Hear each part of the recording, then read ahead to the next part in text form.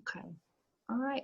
Hey, everybody. It's Kim again, and I am fortunate enough to have another giant with me. I'm so pleased. Miss Liz Heywood. She is here with us to talk about dachshunds. So, good morning. Thank you so much for taking some time on a Saturday morning to do this with me. I appreciate you today. So, Miss Liz, talk to us, please, about how you got started. Tell us about your kennel name. Tell us about what that means. Give us kind of the overview of who you are and how you began. Well, good morning, Kim. Thanks for having me. Well, my kennel name is real simple. It was named after the road that I lived on. That'll It was work. a long process of trying to come up with something. We put all sorts of names together and all we went through all sorts of things, and we used to cater for a nice group of people, and I brought the subject up, and one of the ladies said, well, what road do you live on? And I told her, I said, I live on Starbarrack Road. And she said, well, what about that? And I Mhm, thought, hmm, that's not a bad idea. And mhm, so that's what I settled on.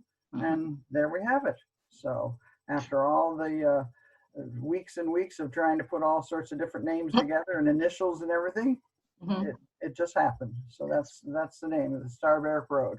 It mhm. was pretty unique, and I kind It of figured is. nobody else would have that one, so that's what I settled on. Well, and so when was that? When did you Oh, start that was with back the, in the mid '80s. okay. And I know Yeah. you came from Scotty's before that. So talk to Yes, us about yeah. those. So I started in Scottish Terriers Mhm, and did pretty well in Scotties, and I had Scotties along with the Dachshunds for many years. My husband got me a Scotty for Christmas. That's how it all started.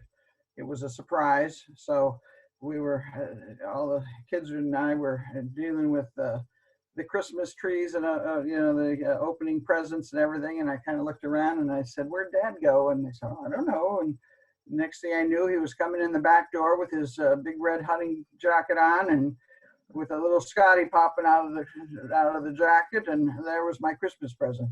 Oh, So there we, he did everything what people said you shouldn't do is bring a dog in on Christmas, but it all worked out because I think we were pretty sensible, and the dog took uh, took everybody by surprise. But he was treated like a little prince from the day he came in, and everybody did everything right with him. And he wasn't the best dog, but he was well bred, and he was a very good dog to learn on. And I did eventually finish him, and so that was the start of the show bug. And later on, we got a little bitch from another breeder, and she was a bit better quality, a little brindle, and she finished a bit easier. And that was the start of our line, and that's when I decided I needed a kennel name because um, that's what you do. And so she finished, and then we started a line and bred. But he was a very good dog to learn on mhm, because there's a lot of grooming with Scotties, much more mhm, complicated than there is with Dachshunds, even the wire hairs. mhm, And so I did pretty good with the Scotties. We bred a number of litters, and I did started to have some homebred champions, and I enjoyed it quite a bit. I bought a few dogs from overseas, mhm, and went on with my breeding program and continued to show, and we made it pretty much a family affair. I would go with some of the children and with Jim and to different shows, or I'd go by myself, and I met some friends, and it was a good experience. We had a lot of fun, and so we won and we lost, and when we did lose, we would kind of, we're a little sad, but we kind of figured out what was going on and mhm. how everything worked, and but we just kept persevering, and we would meet different people. I've met a woman that wasn't too far from me that was in the breed for many, many years. Her name was Cornelia Chrissy, and she was great friends with Blanche Rieg, and they were very pioneers in the Scotty world very Mhm. early on. In fact, Blanche Rieg was one of the first female owner handlers of Scottish Terriers. And Wow. so she was, she opened a lot of doors for Bet. the owner handlers, especially women in the Scottish Terrier world, because back then terriers were handled mainly by men. So that was very interesting. And so I bet. yes, yes. So I she had a bet. lot of stories, Cornelia did. I So bet she she helped me did. quite a bit with grooming and had a lot of advice that way.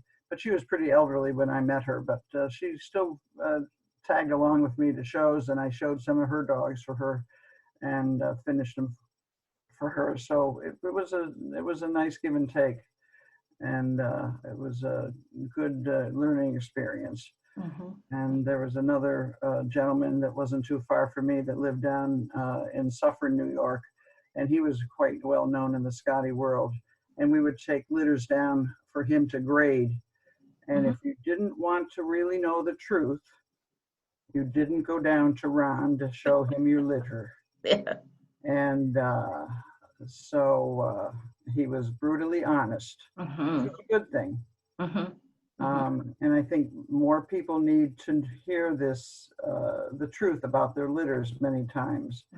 And his word of advice that I'll never forget was, if you want to know the truth, then that's what you should hear. Because if you want to move along, that's what you need to hear. Because if you Exactly. want to stick with mediocre, that's what you're going to continue with.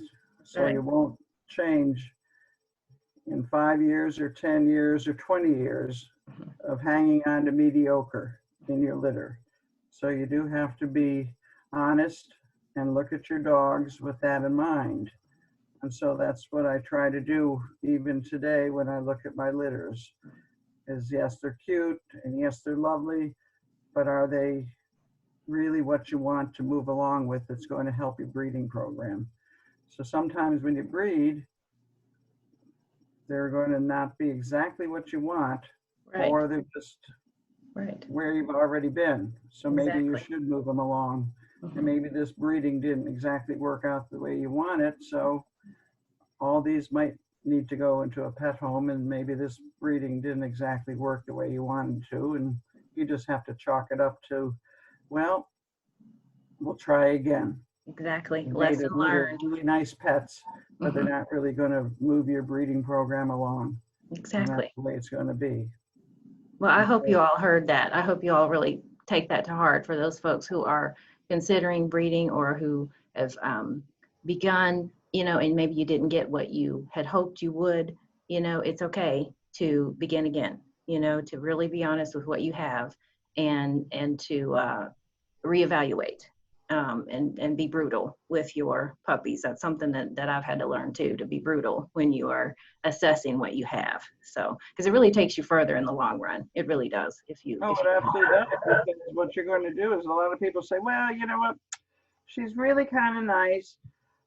She maybe has a few faults, but you know what? I'm going to breed her anyways. I'll keep her and breed her. Well, you know what? You're just breeding mediocre. And so you're keeping a dog that has a number of faults, and you say, well, we're going to breed her anyways. Well, you know what? You're going to breed those same faults that you just produced into your next generation. And so you're not going to get a whole lot further, even though you may pick a nice stud dog for her. Those faults are still in your line. Sometimes you can breed yourself out of some of those faults, but that's hoping. It's hoping. That's hoping. And what you have is what you're going to get. Sometimes you can, but it may take you 4, 5, 6 generations. Whereas if you just said, well, you know what, I will try again with another breeding or another bitch, you may do it in less, and you will get a little bit further.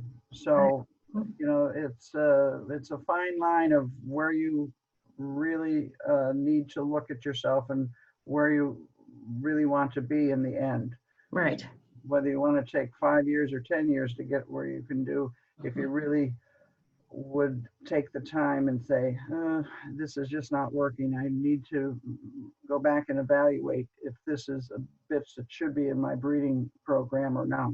Mm-hmm. Or if this Mm-hmm. is a good choice of stud dogs for my bitch. Mm-hmm. So there's a lot to know in that respect, a lot to think about. Mm-hmm. Not every breeding works, and not every Not bitch every should breeding be, or works. not every puppy should be kept from every breeding.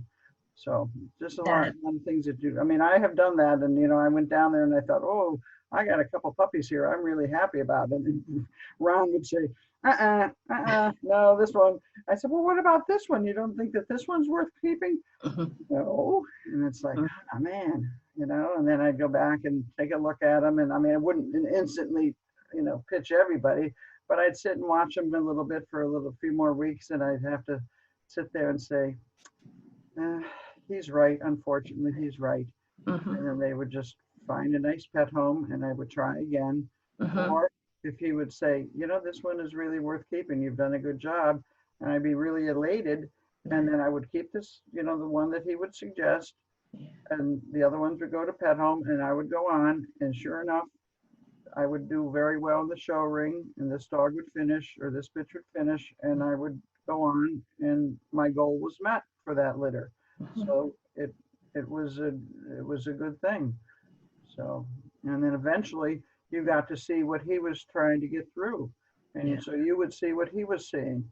And Mhm. so that's what you have to do with somebody like that. And somebody would help you see the finer points because, let's face it, all 10-week-old puppies are very cute. All Exactly. 12-week-old puppies are very cute. You Mhm. have to see what the type and the minor faults that will grow into more major faults as the puppies get older. Mhm. That's something that your eye has to be trained to. It doesn't come instantly. Mhm. Some people are just better at it than others. And somebody that's been in the breed for 30 or 40 years grading a puppy and you have the availability to have them take a look at your litters, that's something that's very invaluable. You should really do your best to try and develop somebody that you can trust to be able to do that with. So I was lucky in that respect. Well, so how did you get to the Dachshunds from the Scotties? Well, my husband asked me to look out at the shows um, and see if I would find him something that he might be able to be interested in showing. Mhm. So at one show in New Jersey, I was behind the tents and I saw an X-pen full of wire hair dachshunds. And I thought, oh, well, that's a really interesting looking breed. And so I kind of waited, and they were by themselves. There was no human watching them. And so I just kind of stood around there, waited for someone to come back. And a lady came up to them and I introduced myself. I said, these your dogs? And she said, yes. And so I said, oh, I said, they're dachshunds. And I said, I can't say that I've ever seen them before. And she said, yes, they're wire hair dachshunds. So I introduced myself and her name is Patty Nelson. Little did I know that she was like the queen of wire hair dachshunds in New Jersey. So I got to telling her what I was interested in and stuff. And I said I would really like to get one of these for my husband. He's interested in showing. I explained that I had been in Scotties for a few years and, uh, I had some moderate success, etc. And so she said, well, and she said, you ought to come and watch. We're going to be on in such and such a ring in a little while, so you should come and watch. And so I did. And so then I began to watch the wire hair dachshunds being shown at the different Mhm. shows. Mhm. And so I just started corresponding with her, and I thought, well, I really think this would be a nice breed.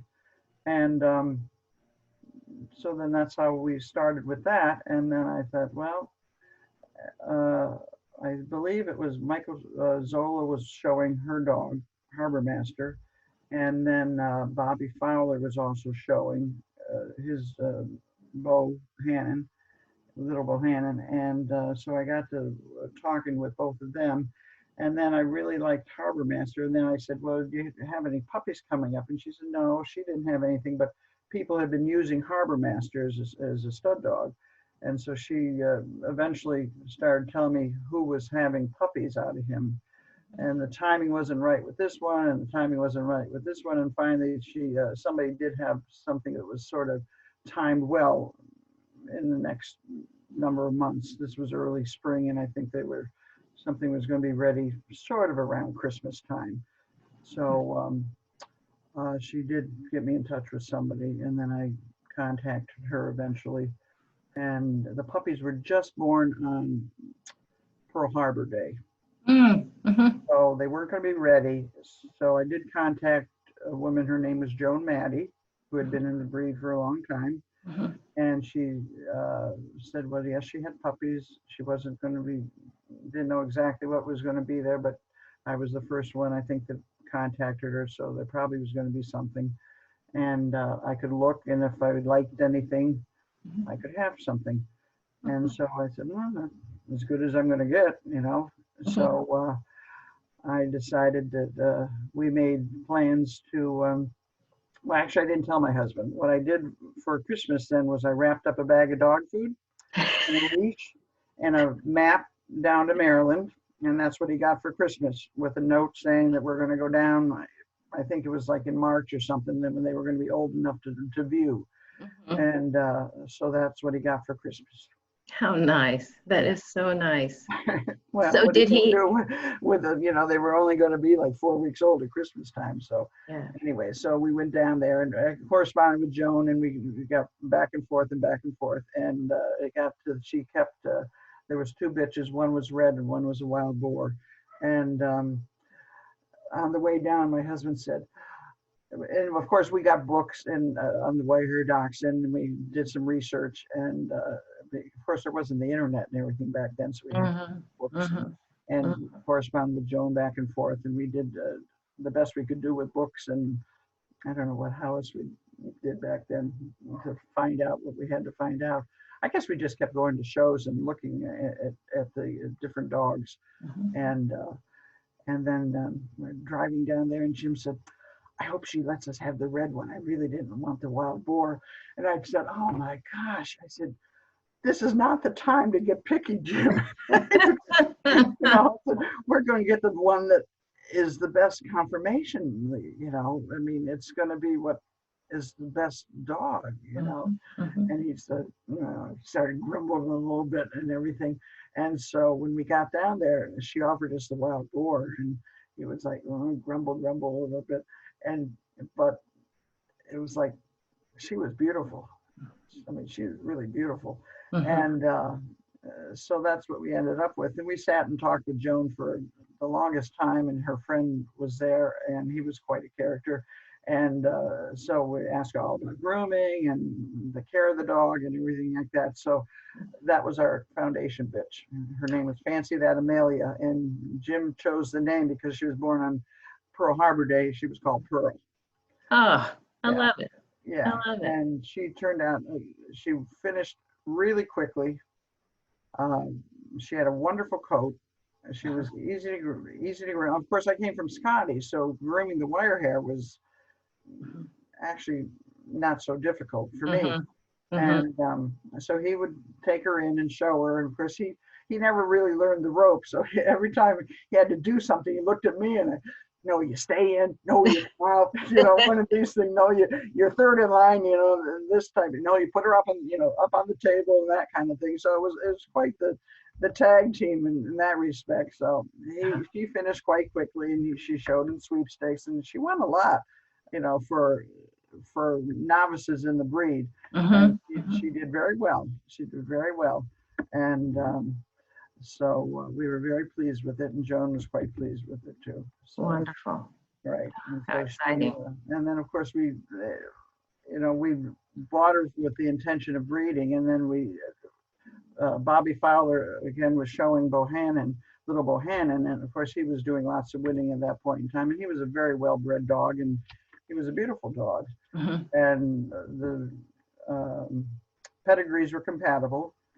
And stuff, and so I eventually made arrangements to use him, and we bred her in, I don't know how many champions were in her first litter, but there was a few. There was it was nice. And then the second litter, we repeated the breeding, and the second litter produced Malachite, and Brown Jasper and Caroline. Ugh, And wow. so she was an excellent producing dog. And then we repeated the litter again, and we produced Diamond. And Diamond is the dog that was exported to England. And Okay. the, changed a lot of dogs in England. A woman by the name of Jill Johnstone, Sylvain Kennel, Mm-hmm. Mm-hmm. purchased him. And Sylvain Kennel is was handed down to the McCalmots, and she's the dog that just won Best in Show with Crufts. How exciting. Came Ugh, down, yeah, from Sylvain Kennels. how So exciting. yes, Oh, to see all that come full circle. Wow. Wow. it's been a nice ride. Yeah. I think it has been wonderful. So, tell me, in terms of breeding, because you Yeah, and I talked, a little bit before I hit the record button. So right. about, the puppies and Yes. being brutal when you're Uh-huh. breeding your puppies. So Right. tell me, what are you looking for? How are you, brutal with it? Tell me Well, what the I'm always puppies need to trying to show keep a you. standard in my mind. What our standard calls for. I'm looking for movement. I'm looking for proper dentition first. Okay, if you don't have a good mouth, you shouldn't keep the dog. Okay, there's no sense in trying to fix teeth because it's always going to come back to bite you. There's no sense in you can't fix a mouth and then offer a dog its stud. That's terribly unethical. Mhm, Number one. So if it has a bad bite, it's a pet. mhm, Okay. So that's always on pins and needles to make sure that the mouth comes in properly. That's number one. Okay. Because that's just foolish to try and do something like that. mhm. Um, you want to make sure that there's no kinks in the tail. That's another no-no. All right. So those are just some simple, right off the bat things that's going to either keep a puppy or not keep a puppy. Mhm, All right. You want to make sure that the movement's nice. All right, and proper. So you don't want a dog that comes at you wide in the front, say, for instance, because I'm not too sure that that usually comes back. On mhm. rare occasions, it's may, but I don't think that it usually does. Okay. You want to put the puppy up and you want to feel where everything is. You want to hopefully that it has nice shoulder lay back. It's really hard to tell many times in a puppy because I think sometimes it does shift as they do As they mature. grow. Mhm, You're looking for good ribbing and keel. You want to make sure that the keel underneath is as far back to the umbilical cord as you can get it. mhm. Okay, you want it, you don't want it to stop right behind the front legs. You want it to go back much further. The further back, the better. The better. Because ribbing and keel is quite important. I mean, it's the utmost important in my mind. I don't want a short keeled dog Mhm, because once you get that in your line, it's very, very difficult to get out of your line as far as I'm concerned. Okay. mhm. So I like to watch the puppies a lot. I like to put them in and I let them, like mine were out just like right after their breakfast this morning for a couple hours to just roam around in the back paddock and they play and everything. And this morning they discovered a twig, so that kept them busy for quite a long time. So that's good. And then in the evenings, I like to put them out in the front in the X pen and then just watch them, sit on the porch and just watch them move. Mhm, I mhm, try and do that. The last night it was raining, so that wasn't able, I couldn't do that. But mhm, I like to see them in an enclosed area and watch them move a lot mhm, and just watch their movement. I think that's really important. mhm. So Um, watching movement for a nice, versus, yeah, you're looking for a nice almond eye on them. You yeah. hopefully don't want those big round eyes. Mhm, Okay, so those are some subtle things that you can start weeding puppies out uh, mhm, to, the pet as opposed to keeping something for show, mhm. right? And temperament, you don't want one that's continually shy all the time. That every time you pick it up, it crouches, and you know. But that sometimes you can get them out of that early on by just giving them a little extra attention, putting them Mhm, on the table, picking them up, cuddling them, just to making sure. Because sometimes it's the litter dynamic that may make them a little bit uh, more reserved mhm, because every litter does have a dynamic to it. There's some mhm, that are a little bit more forward and some that aren't. aren't so much. And if you give those ones that seem to be a little bit more reserved, just a little more personal attention, sometimes they blossom, and you can get them out of that. And then all of a sudden they're like, oh, okay, I guess I'm just as important as, the tough one over there. And I've seen that happen. And so you have to just keep a real careful watch on that somebody isn't getting bullied a bit. And then all of a sudden, with that little extra cuddle and little extra attention, and maybe just take them by themselves, or maybe put two maybe out in that X pen for a little extra time, they can blossom. But if that doesn't happen, then you might have a little problem with the temperament, and maybe that's one you don't want to choose. So there's some fine nuances that you really need to keep an eye on the puppies. There's people that just kind of have puppies and put them out into like a kennel building and feed them twice a day or 3 times a day, and then expect them to be like grand show dogs. I don't understand that, but each to their own. I'm not here to judge, but I wouldn't do it. Right. Let's go that way. Right. So those are things that I like to do. Well, then let's talk about, okay, how are you going about selecting your bitch?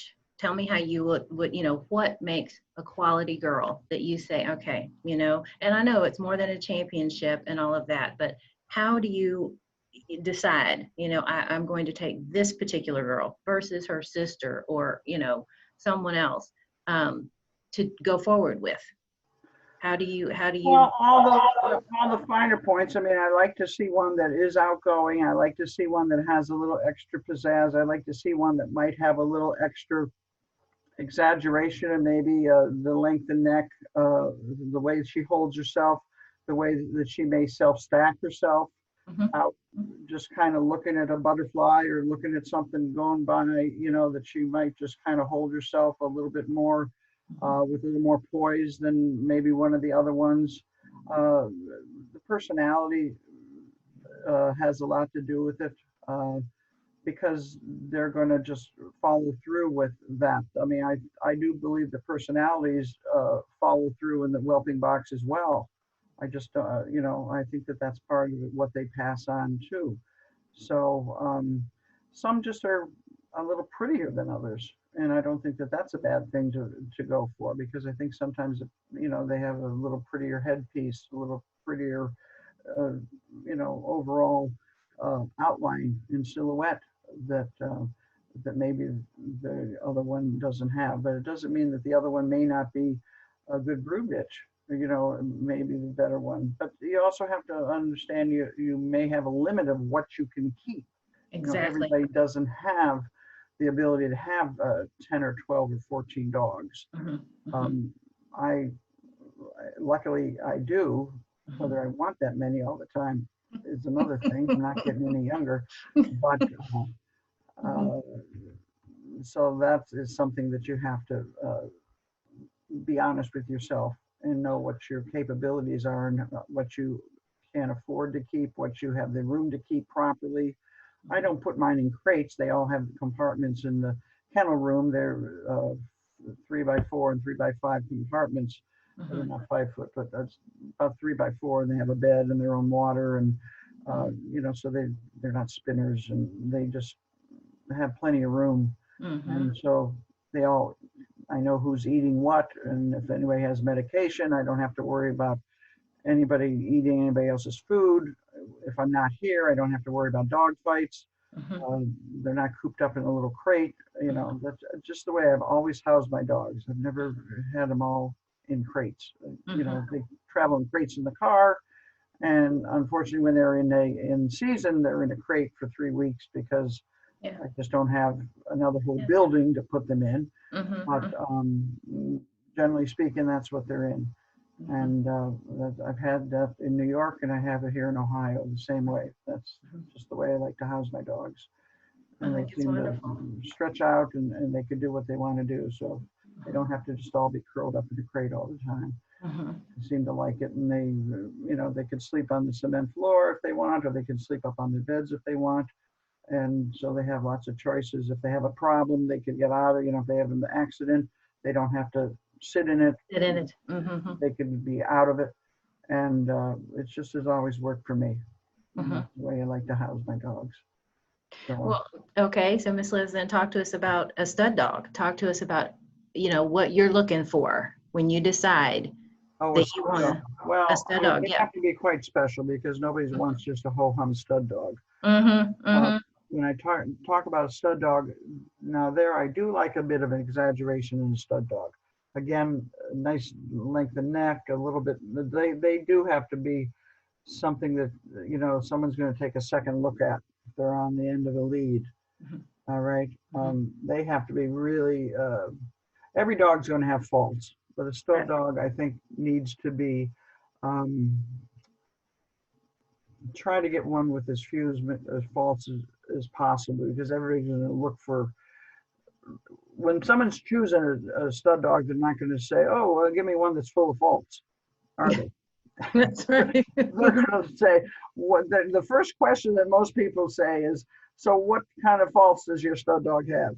Mm-hmm. Mm-hmm. Oh, geez. Well, when you look at the dog and you tell me, I mean, Mm-hmm. you have to tell me what you're looking for in a stud dog. Mm-hmm. I'm not going to tell you. You Mm-hmm. have to look at the dog. I don't sell my stud dogs and sing their praises. If you're coming to me for a stud dog, you have to look at the dog and you have to look at him and go over him, and you know your bitch better than I do. You have to see what you want out of a stud dog to complement your bitch. And then once you go over the dog, Mm-hmm. then we can talk Okay. honestly about what the compliments of each dog and what the faults of each dog are. Mm-hmm. I'm not going to come right out and tell you what I think my dog can needs improvement on, Mm-hmm. because I don't think that we should come out with a negative first. I think we should come out and you tell me what you think, and then I will tell you what I think. You So understand? when you are thinking of putting together a breeding, Mm-hmm. are you looking at two dogs, or are you looking at families of dogs that Yes. you're putting together? How are No, you making I'm looking decisions? at usually I'm looking at a fairly tight pedigree. I like to make sure that each dog is fairly well line bred. Mhm. All right. And because I think that's where you're going to get more consistency. Okay. Okay. I Mhm. don't mean inbred. I mean line bred. Okay. If I need to go out, I would like to go out with something that is still line bred, Mm-hmm. but I would take a dog that perhaps one part of the pedigree can be a bit of an outcross, but I would prefer that the other parts of the pedigree is still somewhat line bred. Mm-hmm. So we're going to open the pedigree up a bit, but not a total outcross. Mm-hmm. Although I will tell you, just to give you an example, that when Jill bought Eddie and went to England, that was a total outcross. Mm-hmm.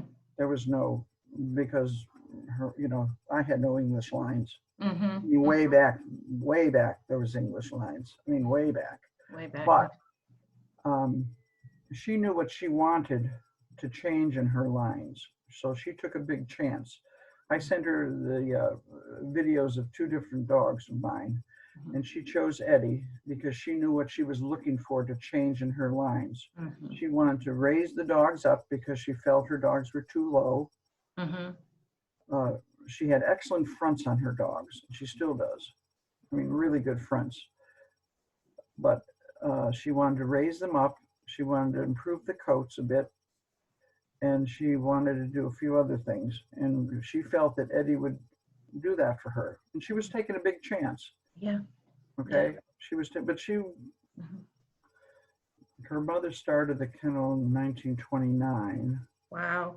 Right. And Wow. so, yes. And so she took over from her mother. So she was no slouch when it came to the experience of being in dachshunds. Mm-hmm. And so I met her in 95. They came over for the centennial, she and Kim. And so shortly thereafter, she imported Eddie. So,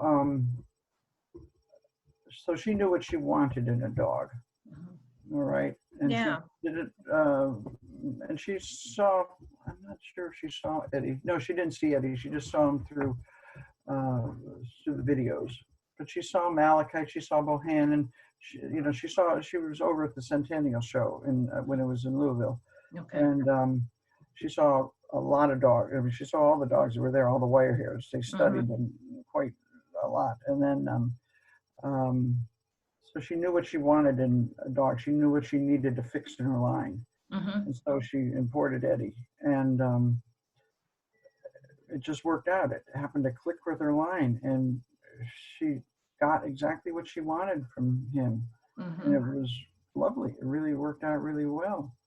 So that was a stroke of luck, but what was it, luck, or was she, you know, she just knew what she wanted? So there you go. So that outcross really worked. Generally speaking, what I like to do is I look at the dog, and if I like it, I like to look at the pedigree. And if it really is a total outcross, I go, but if it's a really tight little line bred dog, and my bitch is really tightly line bred, you possibly can take a chance. All right. But generally speaking, like I said before, I'd like to do a nice tight line breeding. Maybe with a generation, you know, one part of the pedigree, a little bit, could be a different line, but basically more line bred.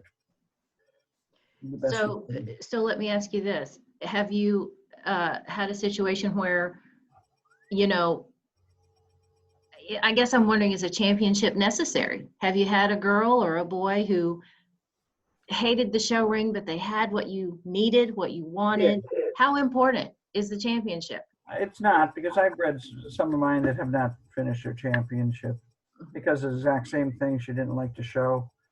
You know, so it's like, why bother? You know, why make it's not that important.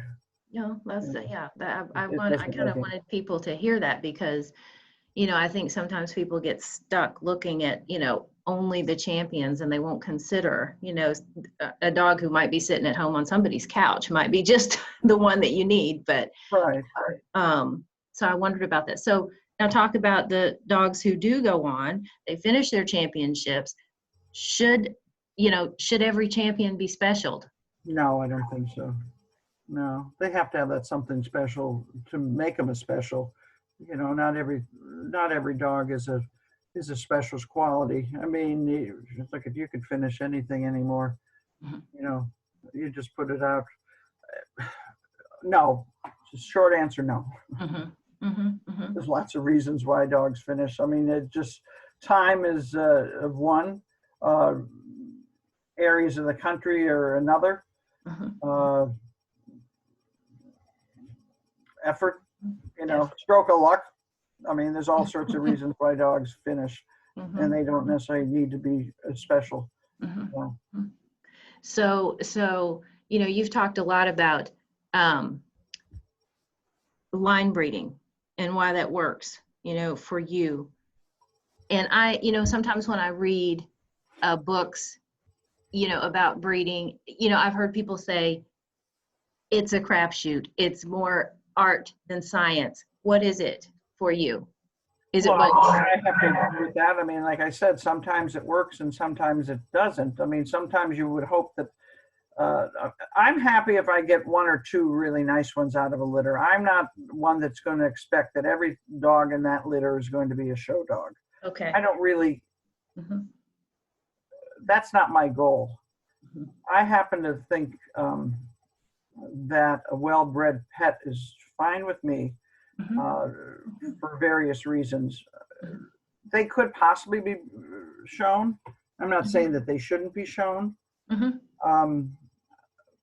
But I also like the fact that a lot of these dogs would end up in, I find really good homes for my dogs. And these people love these dogs. There's no stress. Yeah. They go in there, they have no expectations except a long, happy life with these dogs. Mhm. And they absolutely adore these dogs. Mhm. And I don't know how many show homes you could honestly say that about 100% of the time. Right. And and I'm not, and I'm happy for that. Right. Let's leave it It, at that. yeah, a wonderful pet home, getting those pictures, seeing how happy, Exactly. it Exactly. just, it just touches you so deeply to see that you've made a family happy, Yes. and they cherish that animal. They really do. And there's just no price you can put on that. I There's know. I just, have people I mean, they're on their fifth dog from me. They had, I think they had a Malachite brother, one of his brothers. That's Mhm, how long they've had dogs from me. mhm. So they just love them, obviously. And they've done a wonderful job and they just do their best with them. And I mean, I've had a lot of repeat clients and that's fine with me. Mhm, That's mhm. perfect, you know? Perfect. Perfect. So, So, well, okay, so talk to us about, um, like how many dogs, because the days are gone of the big kennels with, 50, 100 dogs or something like that. Since the days are gone with that, how many dogs do you need to have a successful um, breeding program, being successful in the show ring? How many, how do you think people can manage with a smaller number? well, I think that you could probably get by, especially these days now that you can, there's frozen semen and there's the availability of shipping fresh chilled semen. You could probably get by without a stud dog. Mhm, mhm. Um, Although boys make such wonderful pets because they're such loving and, I mean, They they're really great. do. They They're, really do. they're just, they're just such softies. I mean, they just love their people so Mhm, much, but a lot of people don't want to keep a boy, which is unfortunate. But if you need to have a breeding program, you obviously need the girls. mhm, So you could probably get by with one or two girls if mhm, you space them out age wise, that you can always have somebody in a breeding age. mhm, And then you can just keep an eye on where the good boys are and hopefully keep an eye on where the your families are as far as the pedigrees mhm. and probably do fairly well in that respect because you again can have semen shipped or you can drive a bitch somewhere. I wouldn't suggest just do the convenient thing because that doesn't get you too far. Right. uh, you can't be in a small circle unless you happen to be lucky enough that you have the family, the pedigree family that you are needing in a small area, drivable area. But there again, that's your choice. It depends on where you want to go and how successful you want to be. But but that I think you could probably get by with something like that. Well, I'm glad to hear you say that because I think some people um, would like to step into breeding, but they are afraid that, they don't have the room. They have a house. They don't have a kennel. How Mhm. can they manage with a small number? And you can, you can. I think you can. I mean, you just have to decide what your goals are. I mean, Mhm. you have to be very careful because all of a sudden two becomes three, but you have to stop. But there's no reason why you can't continue to show that dog because confirmation isn't the only avenue that you can pursue. You have your obedience, and then people are so excited with agility. I mean, some of these things you have to be careful because of their Right. Mhm. their framework. You can't overdo it. But then there's field trials. Mhm. There's a lot of activities for the dachshund. They're just not a one trick pony. Mhm. So the people do so many things with their dogs, and obedience goes on for an awful lot. I mean, you can do all sorts of things. I mean, look at all these people with these titled dogs. I mean, they got 4, 5, 6, 7 titles on their dogs. So there's so much you can do with your dogs. Dachshunds are so versatile. And if people would do more with them, they could keep their dogs going for years. Right. And then you have your veteran. So there's lots of things you can do with your dogs and still be very active out and about at the shows in one form or another, which is great. And as I said, the field trials, I mean, people just love doing the field trials as well. And that keeps you out and about as well. Yeah. So lots of good things. And everybody that does the different activities and the different avenues, they're just as enthusiastic as I am with the conformation shows. So it's a win-win situation for everybody concerned. It's lovely. Very nice. I hope you all heard that. I hope you heard that so that you know you don't have to just participate in conformation dog shows. These dogs can do a lot and they have a good time doing it, and so will you with them. So sure. I do hope people, really take that to heart, because there's a lot more. There's a lot more out there, and more access to those things too, because they're popular. They're popular. So. And it doesn't take a lot of effort, and you don't have to do all of them at once. You finish, as you said, is every dog a special? No, but from the championship, then maybe you can jump over to field trials. You do some field trials, maybe you can go into obedience, or you can do your agility, or you can do your barn hunt. I mean, there are so many different things to do. And again, you don't have to do them all at once, but you do it, one activity after another. So you can keep yourself busy for a lot of years with your dog. And then the dog stays sharp in his mind. You can stay sharp doing different things. I mean, like I said, it's a win-win situation, and it just keeps everybody active, keeps you active.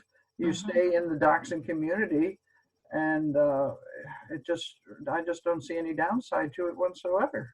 That's great. There's something for everybody. There's something for everybody. So find your niche and get in there and participate with your dog. All right, Miss Liz, we talked a little bit about the stud dog, because I guess something that I've been turning over in my mind here lately, especially because people can't keep huge numbers, because we have so many constraints where we live, constraints on time, constraints on money. Do you think going forward, because it's something that I've wondered about myself, that the stud force of the future will be the frozen semen?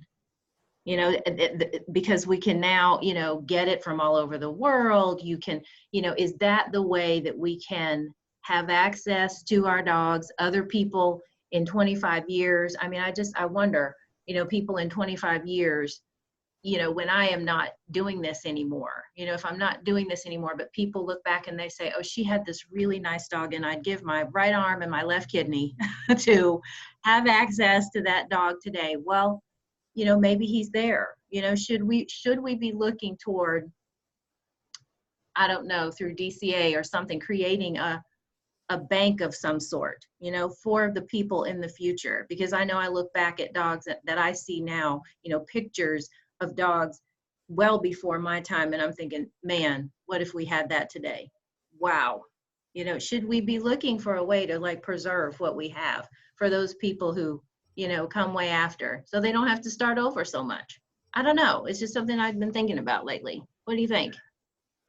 Well, it would be nice. I'll tell you, it's not inexpensive. Yeah, right. I agree. I think that's the problem that you have to struggle with. It's not inexpensive to do that. I think that's another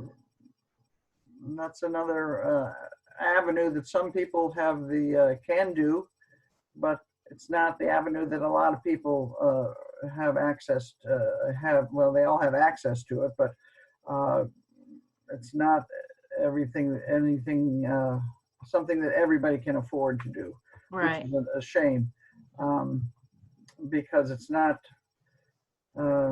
It's just not inexpensive, because It's not only just the cost of the collection, it's the yearly fee to store them. I mean, you're paying on that for 10, 15 years or more, and then people forget it's there. And there you have it. So it becomes a bit of a problem.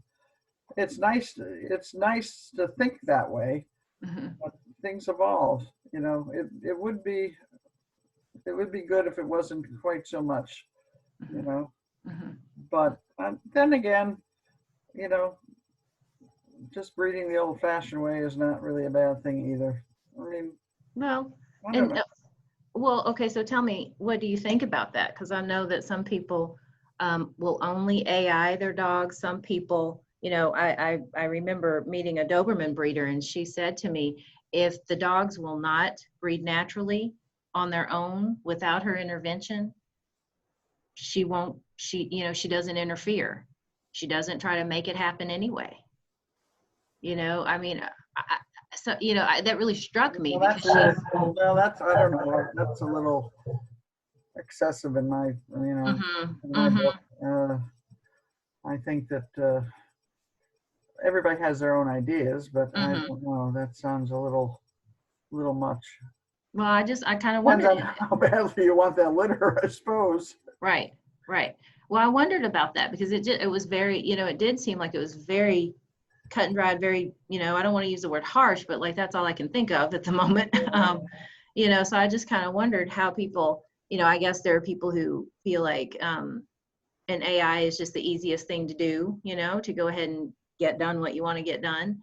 And then I know there are some people, like I'm from Oklahoma, and there are some older men out there with hunting dogs, and they have totally different ideas, and not to discount them, they have great dogs. Their dogs perform the way they need them to, but they're kind of harsh as well, in their ideas about what and how we should be looking at breeding dogs, I guess Right. is what I'm trying to say. So I just kind of wondered about that, was, how you felt about that. Like, when you're trying to put two dogs together, because I know we put them together from all over the world. They may not have ever, been in the same room. So I guess it does depend on how bad you want that breeding to take place. So Well, that's good. I don't know. I've never put a whole lot of thought in that, to tell you the truth. Although I have heard different people say that if it's not going to happen, then it's not worth his salt. But it's like, well, I don't know. I mm. think I could. I think I could forgive that one, especially if I wanted the litter. hmm I think hmm that's pretty low on the totem pole of necessary uh, criteria and me. But anyways, you know. Well, let's talk just a little bit more about like the show ring. Ha- when you're showing, would you rather show to an all breed judge or to a breeder judge? And tell me which one and like why. Well, I think it's specialties I would like to show to a breeder judge, just because I put a little bit. I like specialty shows. I like independent specialties, although a lot of them have to go to being a part of all breed shows, but it still is a specialty. So I think that I understand the reason why many of them have to now, because of the economics. Yeah. But I do like to show to breeder judges many times. But I'm also out specialing a lot, so there's no there's no other choice but to show to regular judges if you're out there week in and week out. So it can be trying at times, especially those that don't really know the nuance of the breed. You Mhm, just have to do the best you can under those judges. Um, but I think at specialty shows, I appreciate the clubs that try to get in breeder judges. I think it makes the experience, generally speaking, a little bit more special. So just because you hope that they're going to pick the dogs that they know a bit more intimately, anyways. More of the nuances of the breed. Um, that they pick the dogs, especially in wires. I like to hope that they appreciate the coats more so. because it doesn't, preparing a wire for the show ring is a bit more intensive than showing a smooth, say, for instance. There's a lot of, 12, 14 weeks of prep for that coat. Right. And to keep it a special out there, it's weekly maintenance on that coat, stripping and detailing and everything on that coat to keep it going. So there is a lot of effort put into that coat, and the dog, um, any dog for that matter, to keep it in proper weight and condition. But with the wire, you have the added chore of keeping that coat proper, nice and crisp, and then the proper length and the proper all the details and everything to make it look as good as you can for the show ring. So it's nice when a judge appreciates that. It's just one more thing for them to judge the dog on. Mhm. So Mhm. So let's talk about people coming in who, have decided, well, I think I'd like to have a dachshund, or maybe they think, well, I might like to show these dogs. Give them some advice on how to get started. What should they do if they are just, your average person at home, like we were, who says, okay, I think this is the breed for us. Then how do we go about finding, a good dog? And why should we, want a well-bred dog versus the one that we can get off Craigslist that, you can get today instead of waiting 6 months or a year or what have you for a puppy? Talk to people about why you really do kind of sometimes get what you pay for, okay, is this for a pet? even if it's just a pet, even if you just want a pet, how do you get a good one? Hopefully you're going to get a dog that's going to be number one, well bred. Number two, it should be well socialized. Number three, it's going to be well cared for and brought up properly. So it's going to be ready to be part of your family and just blend right in because it is well socialized. I mean, I like to sell my puppies usually not any earlier than about 12 weeks. It's usually 12 to 14 weeks. I find that's a pretty good age. And I haven't had too many people that have any difficulty. That puppy is just ready to kind of latch into their new home, and they just kind of all of a sudden kind of walk into that house and they're like, okay, where's my bed? Yeah. They're just like Yep. ready to be part of the family. It seems that all the insecurities of being a baby puppy are gone, and they're kind of like, well, they're still babies, but they seem to be like a little bit more um, assured babies or something, if that makes sense. And they're just ready to be, uh, ready to kind of be little sponges, and they start soaking up their new surroundings like right away. And I've had people say, "Oh my gosh, this dog is like, I've never had a dog that's so smart and so ready to do everything that we ask him to do." And he found the door, and he goes right outside, and he sleeps in his crate, and he cuddles with us on, and he plays with this, and I mean, I get a lot of compliments, and I kind of think I don't know. I mean, I attribute it to the age. They're just ready to meet the world, Mhm. and I just don't find that in like a little 8-week-old puppy. They're still kind of like, oh, what's this and what's that and everything. They're just too. Their little brain is still absorbing too much new stuff.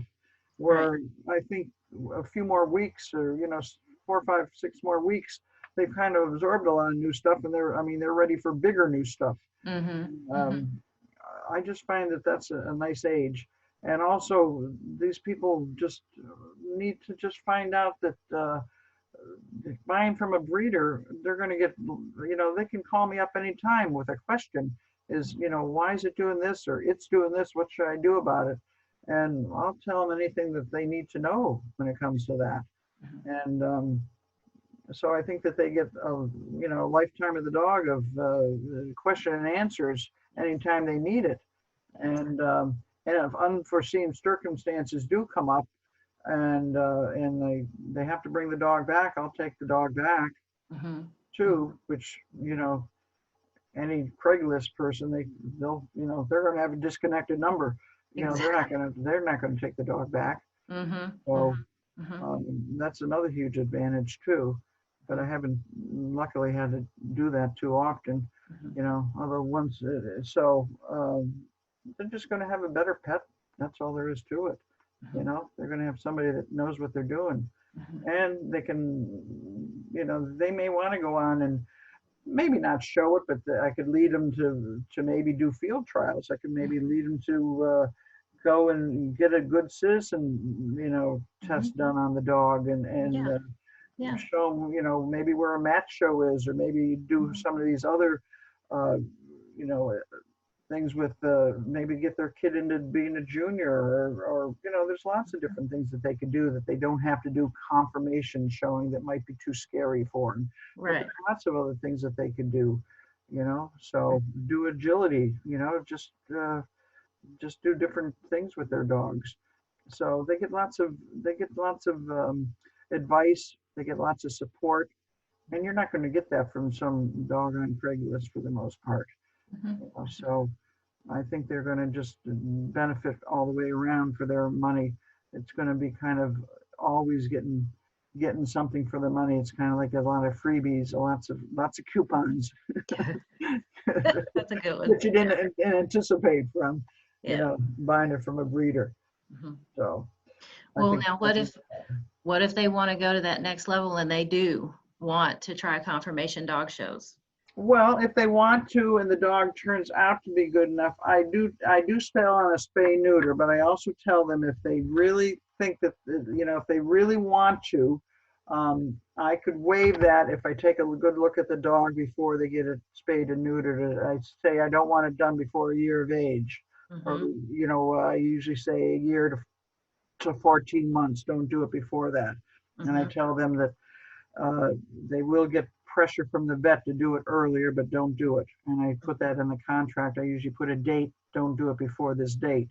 Mhm. Um, and I say, if you think about it and do want to do something about it, let me know and we'll evaluate the dog. And if it looks like the dog has turned out and it doesn't have any glaring faults and it might be something that possibly could be shown with success, that we could talk about it.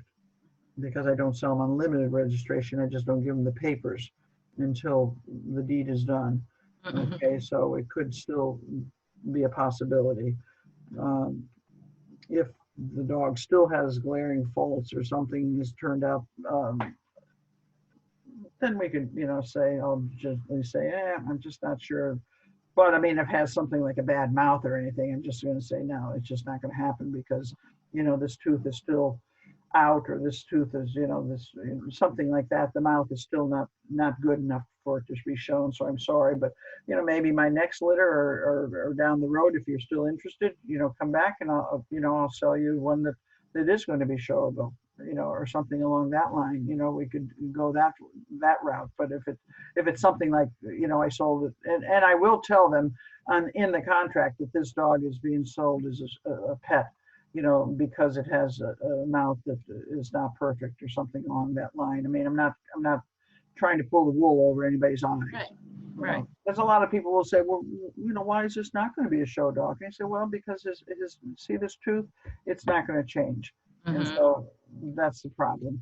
But Mhm. it's not going to be a problem for the dog health wise or anything else.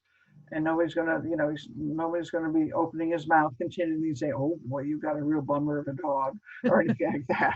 It's just Right. the way he is, just Right. like a child that needs braces. You know, no one's Right. going to send them back, but Mhm. this is the way it is. So, I mean, I'm very upfront. The people don't leave here with a big surprise that they find, you know, afterwards. Mhm. Mhm. So I'm not trying to do anything like that. So that's what goes on. Well, tell me what you think. What do you think the future looks like, Miss Liz, for this breed? What does the future look like? What can we do to make sure we have the best future for this breed going forward? What do we need to do now so that we can ensure we have a good tomorrow with these dogs? And there are plenty Well, of them. I think we need people to adhere to the standard more, to tell you the truth.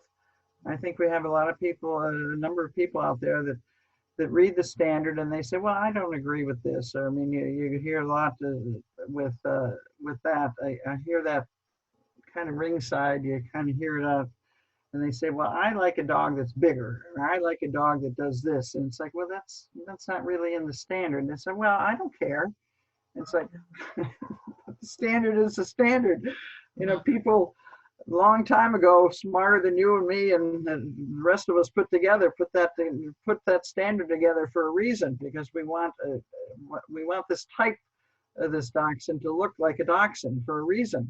You know, type is very important. It makes this dog look like a dachshund for a reason. And you know, otherwise we're going to have, you know, it looking like a dandy, or we're going to have it looking like a basset, or we're going to have it looking like, you know, a corgi. You know, we want it to look long and low and level and looking like a dachshund.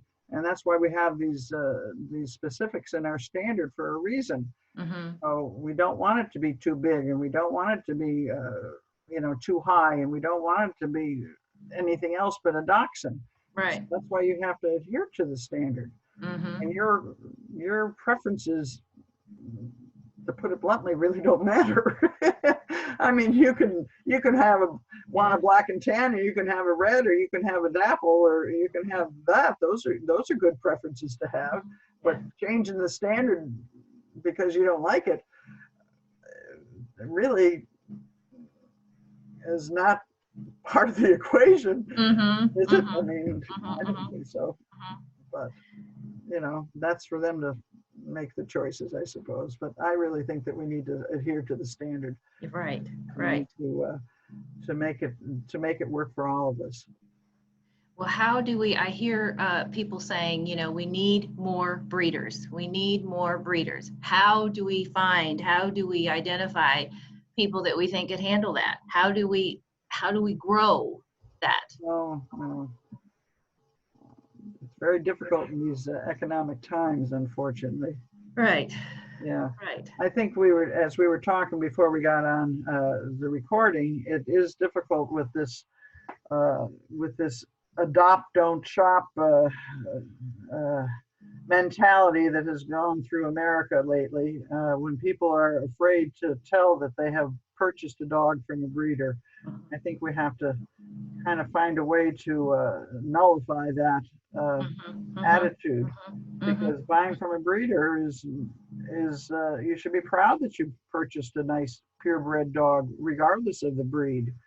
You know, if you're interested in a breed because you like the looks, and you like the attitude, and you like the way the dog will act and grow up and be part of your family, and then you should celebrate that instead of you know, pretending that you got it from a rescue or something like that. I mean, that's absurd. You know, that your friend did that. Oh, it's terrible. I mean, it just was so sad. I was so shocked. And what we're talking about, folks, is I went to physical therapy yesterday, and the young woman who was my therapist said that she had a new lab puppy, and she and her husband were just so in love with this lab puppy.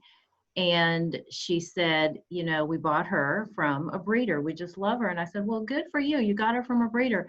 And she said, but people seem to hate that. We're afraid to tell anybody that we got her from a breeder. They were ashamed. They were, they didn't want the backlash, I guess, of what people would say to them, what people would think. And I thought, oh no. I said to her, I said, be proud. You know, there is no reason to be ashamed that you got that dog from a breeder. And you should be encouraging people to find what they want and to find them through a good breeder. So that's what we were, you know, talking about before we started recording this interview, was that we're in a kind of a position where, you know, to say anything against adopt, don't shop is, you know, blasphemy. It's, you know, it's just evil. Yes, it is. And, you know, we've got to find a way to keep those people, I think, encouraged who have chosen to get their dog from a breeder, and to encourage them to encourage people they know to seek out a good breeder. And when they do call you, be kind, return phone calls, Mm. You know, don't talk down to them as if they, you know, shouldn't be wasting your time. You have no idea of the home you may miss because you did that. So I would, you know, encourage you to be kind and to take a minute to talk to the people who contact you, you Yeah, know. that's a very good point, because I know a lot of people just say that they're just these people ask supposedly the wrong question, and you have to just come from their point of view. Maybe they're just don't understand what questions they should ask, and I think if you Exactly. take a couple minutes and turn the question around, and you ask them a few questions before you actually answer their question, with a few kinder questions, and get a little information before you actually answer their question. I think you can open up the conversation and make it a bit more positive, instead of just kind of saying, well, I don't give prices out, and that's just the way it is, and slam the phone down. That's not getting it anywhere, because again, we need to expand the horizons here, and we need to expand our sale base, basically. You know, Right. even if you don't have puppies right then, you know, somebody may have puppies that you know, and or you might have a litter coming up in a few months, and maybe they'll be willing to wait if you're nice to them. Exactly. So you know, we want to get away from this adopt, don't shop nonsense. It's just not right. Hmm. You know, all these rescues have to come from somewhere. We know, you know, that's not a good thing. That's right. So you know, it's something that we have to work on. You know, I think AKC does bear some responsibility without counteracting a lot of this adopt, don't shop stuff. Hmm. So it would be nice if we could get them to do something, but that's a hard nut to crack there too. So we have to try and do it some other way, I suppose. Yeah. Yeah. But Yeah. I'd like to also mention something. I did mention something about the wire coat a little bit, but seeing as it's my variety, Yes. I just kind of feel that uh, people shouldn't be afraid to get a wire, even though it does take some extra work to work on the coat. It can be done. It's not that difficult, but I think that there's some help out there. I think with some videos perhaps, but I think at DCA, people come to DCA. There's a lot of groomers, people with wires there that probably, I've helped different people along the way. You know, they ask me a few questions on the finer points of grooming. I'm always willing to let people know what goes on with how you do a wire coat. Hmm. But there's other people that would be willing to help as well, because it's a great breed. It's a great variety, you know. So that's and presenting a wire properly always makes them look really nice and sharp, and brings out you know, makes them look the best that they can as well. And, I'm kind of a purist. I don't like to do any shortcuts when I do my wire coats. I Hmm. think it's just Hmm. coming from terriers to make sure that everything is done the proper way too, which I think sometimes some people that are newer to the wire coat don't realize that using scissors and thinning shears and stuff like that is really not the best way to work on a wire coat. All hand stripping is really the best way. You're going to get your best results and get the nice hard coat coming in and growing in, and you're going to enjoy the benefits of your dog looking the best when you do that as Hmm. well. Hmm. So it's Hmm. always a pleasure to see a wire coat done really nicely. So just for a little FYI. Nice. So don't be afraid, folks. Don't be No, afraid. no, it'll grow back if you take a little too much out. That's what I tell people. It's It's not the end of there. the world. It Yeah. grows back. Yeah. Believe me, it grows back. So if you see Miss Liz at a show, come up and introduce yourself. Don't be afraid. You know, come up and introduce yourself and say you know, you would like to pick her brain, because there's a whole lot that we can't even talk Not about. much You left in that thing, but know. I'll do my best. Well, Miss Liz, is there anything else that you want to, you know, I know I've kept you now because we started a little bit before we hit the record button. So we've been talking for quite a while, but what do you want people to know? Is there anything that you want, you know, for these folks who are who are veterans, you know, with showing and breeding, to the novice who is just beginning to conceive of how they might go forward with this? You know, should I, shouldn't I? What do you Well, got? I think most people can do it. I'm an owner handler. I did have one dog with a handler, two dogs with the handler, with Bobby Fowler, uh, who did pretty well. And but after and then he took Nash, who did pretty well too. But after that, I decided I could. I mean, I finished both their championships myself, and but then after that, I decided, you know, I might not do quite as well as Bobby did, um, but I'm just going to do it myself regardless. So I'm a breeder owner handler, and I think a lot of people can do it themselves. You just have to set your goals and just do it. And you may not reach your lofty goals of lots of best in shows and all that kind of stuff, but if you just persevere, I think you're going to do better than you think you do.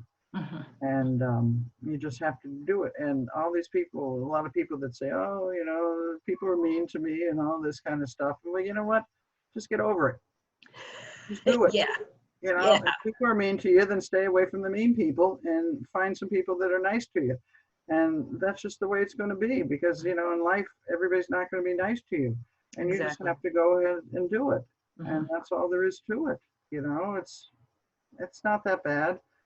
You It's know, not that somebody, bad. Did y'all hear that? It's not that bad. you know, Persevere, yeah, that's persevere. it. Just set your goals, and you'll find some people that'll help you. And if you don't, then you have to just do it on your own. And so it might take a little longer, but it's all right. You're going to make it anyways, one way or the other. You'll make it. And Absolutely. so I think that you just have to persevere. And it's not. I don't think people are all that mean. I think you're just going to have to. You know, I don't. Some people are a little bit short, but then so what? You You know. ignore them and you go on. You Well, ignore that's them and it. you go on. There's no big deal. There's no Mhm. big deal. You know, you just get your dog prepared the best you can. Go in well prepared. Pay attention to what the people are doing in front of you, so you are as prepared as you possibly can. And go in and show your dog to your best of your ability. You know, there's handling classes that get you prepared. There's knowing the rules. You know, there's a lot of prep that's on you. Mhm. And if you go in knowing everything, then there's no reason why you can't be successful. Mhm. And, you know, I started off not knowing a whole lot, and I've done all right in my life. I think So, so. you know, writing the show.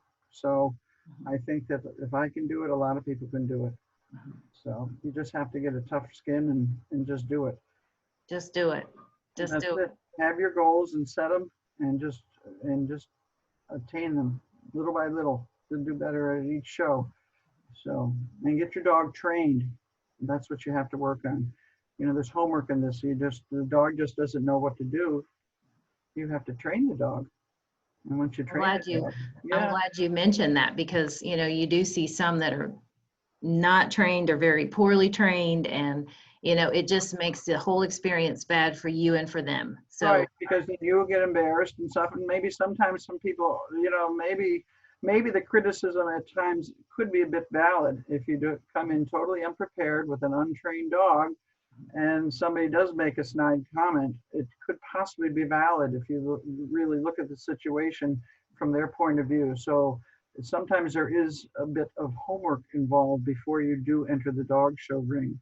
sure. So the homework is you being prepared with a well-trained dog, and knowing the rules, knowing the ring procedure, coming ahead of time and watching what that judge's ring procedure is for the day, and having your dog all groomed and ready to go, your bait where it's supposed to be, your number where it's supposed to be, you all calm down, and you go in with confidence, and you'll be surprised at the difference that you can make and the success that you will have if you just follow some of the simple rules and come in prepared.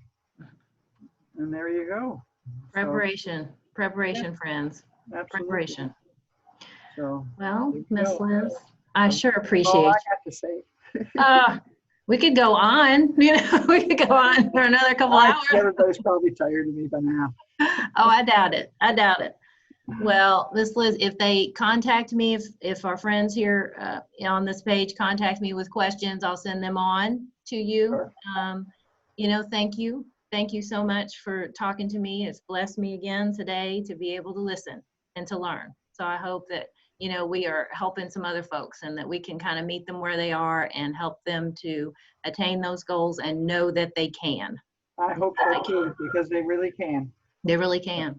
Absolutely. All right, hang with me. I'm going to stop the recording, but you hang back with me. All right, bye everybody. So long. Bye.